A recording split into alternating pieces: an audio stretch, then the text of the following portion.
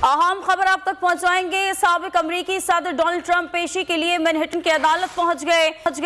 इससे पहले अमरीकी टीवी ने रिपोर्ट दी कि साबिक अमरीकी सदर डिस्ट्रिक्ट अटॉर्नी के जेल में पुलिस हिरासत में हैं और अब उन्हें पुलिस हिरासत में अदालत लाया गया। डोनाल्ड ट्रंप पर आज फर्द जुर्म आयद की जाएगी। अदालत के बाहर ट्रंप के हामी और मुखालिफिन की बड़ी तादाद मौजूद है। कारकुनान की डोनाल्ड ट्रंप के हक में नारेबाजी।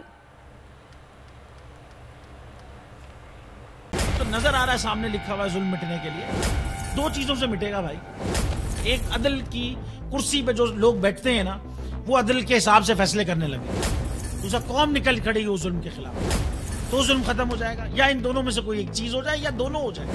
अगर 420 का मुकदमा था, उस वक्त अदलिया में जो लोग बैठे हुए केस देख रहे थे वो पूछते ना यार चीट हुआ कौन है। जब उनको दिखता कोई चीट नहीं हुआ, केस खत्म कर देते। तो जालिम जुल्म कर ही नहीं पाता। 9 जजेस ने नोट बिफोर किया मेरे केस को यार, 1.5 साल चला। शख्सी जमानत का केस, सेम केस इस्लामाबाद में कर दिया। एक ही इल्जाम पे 2 केस हो नहीं सकते भाई। मतलब 60 दिन का वक्त होता है। 102 दिन के बाद मैं जीत गया, केस बरी हो गया। 102 दिन के बाद अपील फाइल की, एक्सेप्ट कर ली। नहीं करते ना एक्सेप्ट, खत्म हो जाता ना जुल्म यार। भरी अदालत में मुझे बरी कर दिया, फिर पता नहीं क्या हुआ 2.5 घंटे बाद का नोट बिफोर।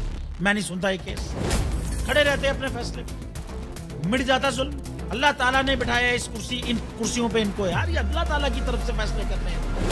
तो या तो ये फैसले आएंगे, जुल्म मिट जाएगा, या कौम खड़ी हो जाएगी जुल्म के खिलाफ।